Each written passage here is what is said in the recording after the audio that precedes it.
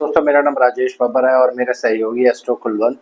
हम दोनों मिलकर ये चैनल रन करते हैं। तो आज मैं आपको यहाँ पे राहु देव के बारे में एक हिडन सीक्रेट बताने जा रहा हूँ कुंडली के अकॉर्डिंग। और इसको नवांश में भी यूज़ कर सकते हैं, बाकी वर्ग चार्ट्स में भी इसको यूज़ कर सकते हैं, लेकिन यहाँ पे सिर्फ मैं लगन कुंडली ही लूँगा दोस्तों। तो आप हमारे चैनल पर अगर नए हैं तो चैनल को सब्सक्राइब ज़रूर करिए। लेटेस्ट वीडियोस के लिए बेल आइकन ज़रूर दबा दीजिए। अपने फ्रेंड्स, अपने रिलेटिव्स के साथ शेयर ज़रूर करिए। चलिए वीडियो आरंभ करते हैं। और वीडियो आरंभ करने से पहले भगवान गणेश जी और भगवान शनिदेव से आराधना करूंगा सबके घर में सुख और शांति बनाए रखें। तो राहु देव बहुत ही एक महत्वपूर्ण छाया ग्रह माने जाते हैं वैदिक ज्योतिष में, लेकिन इनका बहुत ही इम्पोर्टेंट रोल होता है टाइमिंग ऑफ इवेंट में और प्रिडिक्शंस में। इसी के रिलेटेड आज आपको मैं कुछ बताने जा रहा हूँ। तो पहले समझ लेते हैं राहु देव के बारे में थोड़ी सी जानकारी, ज़्यादा डिटेल्स में नहीं, मैक्सिमम थोड़ी थोड़ी इनके कारकत्व। राहु देव को ऑब्सेशन का कारक माना जाता है, यानी किसी चीज़ का जुनून, किसी चीज़ का पागलपन। इसी के ऊपर मैं आपको आज टेक्निक शेयर करने जा रहा हूँ।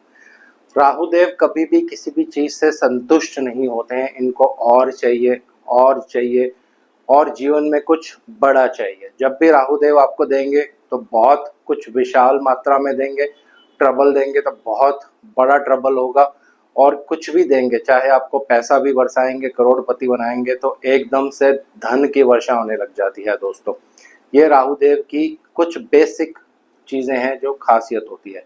एक टेक्नोलॉजी से रिलेटेड प्लैनेट भी है, तो ये सब चीज़ें आने वाली वीडियोस में डिस्कस करेंगे। तो आज का जो मेन टॉपिक है राहु देव ऑब्सेशन यानी जुनून, पागलपन, इस चीज़ का कारक प्लैनेट माने जाते हैं। लेकिन इसको कुंडली में अप्लाई कैसे करना है, ये एक शॉर्ट वीडियो है 8-10 मिनट की, इसमें मैं आपको एक्सप्लेन करूंगा दोस्तों। तो सबसे पहले हम क्या करेंगे, कुंडली में देखेंगे राहु देव किस नक्षत्र में है, ये पहला नियम हो गया। दूसरा नियम हम देखेंगे कौन सा ग्रह राहु देव के नक्षत्र में है।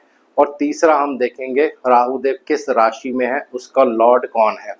तो पहला राहु देव का नक्षत्र अभी मैं यहाँ पे नहीं ले रहा हूँ, क्योंकि ये सेकंड वीडियो में मैं कवर करूँगा। मेन इम्पॉर्टेंट जो है, कोई भी ग्रह अगर राहु देव के नक्षत्र में है आपकी कुंडली में, तो आप हमेशा नोट करेंगे उस व्यक्ति को उस ग्रह के कारकत्वों के अनुसार जो ऑब्सेशन होता है वो बहुत ज़्यादा हो जाता है। तो इसको एक उदाहरण से समझते हैं कैसे इसको कुंडली में आप यूज़ कर सकते हैं। मान लीजिए कोई मेल चार्ट है और उनकी कुंडली में शुक्रदेव राहु के नक्षत्र में है। तो जैसे मैंने आपको पहले बता दिया, राहु देव जुनून, पागलपन, ऑब्सेशन, इन चीज़ों को इंडिकेट करते हैं। तो वीनस क्या है, वीनस रिलेशनशिप को इंडिकेट करता है, आपकी गर्लफ्रेंड इसको इंडिकेट करता है, वाइफ को इंडिकेट करता है, बहुत सारी चीज़ें होती हैं। लेकिन ये जो व्यक्ति होगा जिनकी कुंडली में वीनस अगर राहु के नक्षत्र में होंगे, डिपेंडिंग अपॉन अदर कॉम्बिनेशंस भी इसमें जोड़े जाते हैं, ऐसे लोगों को रिलेशनशिप को लेकर बहुत ज़्यादा ऑब्सेशन रहता है, बहुत पागलपन और जुनून रहता है। अगर किसी से उनका रिलेशनशिप होगा तो आप देखिए, कुंडली पे चेक करिए, जिनके वीनस राहु के नक्षत्र में होंगे वो अपने रिलेशनशिप को लेकर हमेशा बहुत पागल रहते हैं। उनमें एक ऑब्सेशन डेवलप होने लग जाता है, यानी उस चीज़ को वो लंबे समय तक अपने पास रखना चाहते हैं, पाना चाहते हैं। यही राहु देव का एक ऑब्सेशन प्लैनेट कारक है जो मैंने आपको अभी बताया है। अब उदाहरण के लिए किसी के कुंडली में मरकरी यानी बुध देव राहु के नक्षत्र में है, तो बुध क्या होते हैं, बुध एजुकेशन के कारक हैं, बुध ज्ञान के कारक हैं, नॉलेज के कारक हैं। तो ऐसे लोगों को ऑब्सेशन होगा कि इनको और नॉलेज मिले, किसी तरह से इनका और ज्ञान बढ़ जाए दोस्तों। तो इस चीज़ को लेकर हमेशा इनको ऑब्सेशन रहने वाला है। तो ये पहला रूल हो गया। आप इसको हर प्लैनेट पे अप्लाई कर सकते हैं।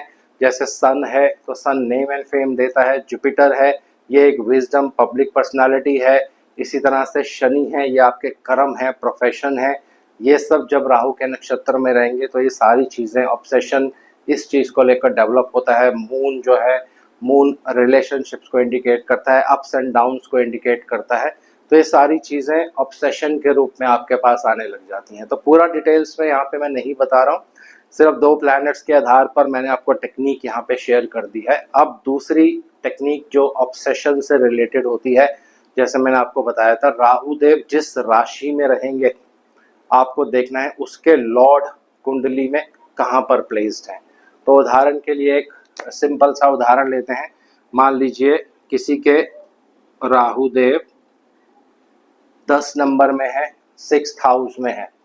ये लगन कुंडली से ही आपको लेना है, नमाज कुंडली से नहीं लेना है। तो अब ऑब्सेशन किस चीज का होगा, यानी जो जुनून, जो पागलपन होगा वो किस चीज को लेकर होगा, जहां इसके डिस्पोजिटर बैठेंगे, यानी राहु जिस साइन में होंगे उसके लॉर्ड जहां भी बैठेंगे कुंडली में। तो उदाहरण के लिए ले लेते हैं कि अगर शनिदेव कुंडली में यहाँ पे हैं, क्योंकि राहु 10 नंबर में है, इसके लॉर्ड शनिदेव बनेंगे। तो व्यक्ति को किस चीज को लेकर ऑब्सेशन होगा, क्या जुनून होगा उसके अंदर, कर्म करना, काम करना, प्रोफेशन करना, दौड़ना, भागना, ये इसके अंदर एक ऑब्सेशन की क्वालिटीज जो है वो डेवलप हो जाएंगी। बाकी ग्रहों के प्रभाव भी इसमें हम जरूर जोड़ेंगे, कौन सा ग्रह फिर शनिदेव पर दृष्टि डाल रहा है, तो उसमें प्रेडिक्शंस में एक थोड़ी सी चेंजिंग हो जाएगी। लेकिन ये एक सिंपल नॉर्मल प्रेडिक्शन है राहु देव के ऑब्सेशन के बारे में, इस तरह से आप प्रेडिक्ट कर सकते हैं दोस्तों। अब एक और उदाहरण लेते हैं। मान लीजिए किसी के राहु देव 2 नंबर में यहाँ पे हैं।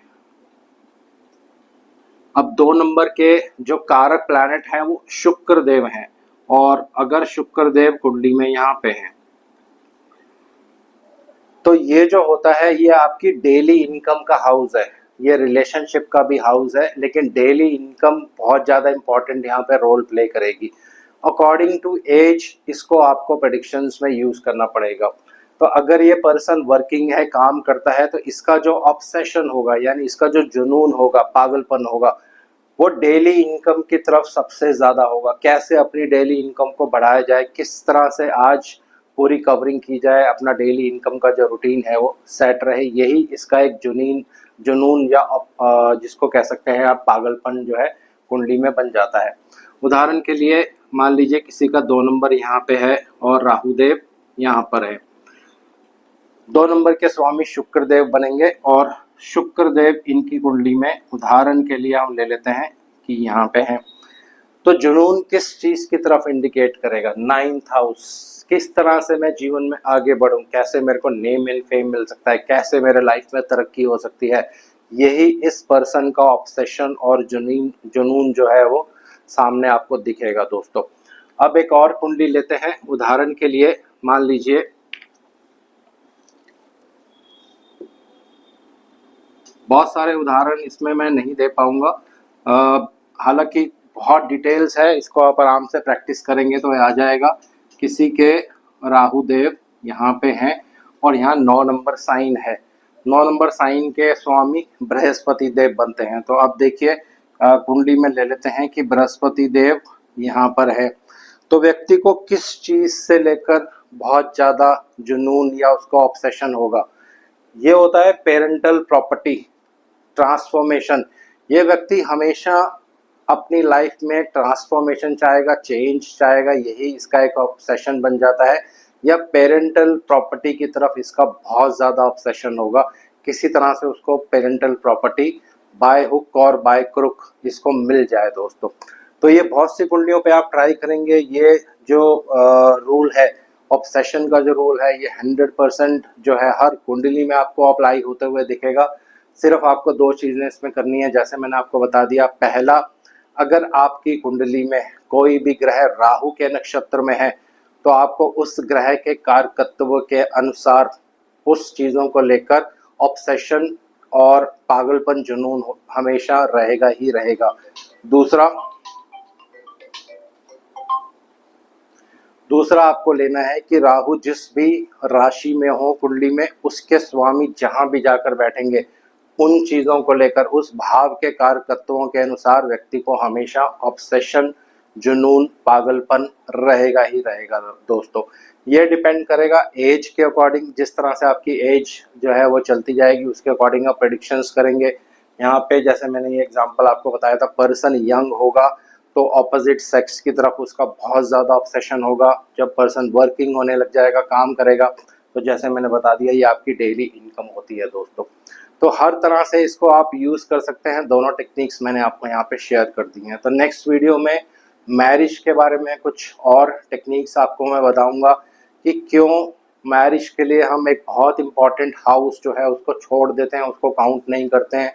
वो सबसे इम्पॉर्टेंट हाउस होता है मैरिज के लिए। तो आज इस वीडियो को यहीं विराम दे रहा हूँ। आशा करता हूँ सब कुशल मंगल होंगे। जय शनिदेव।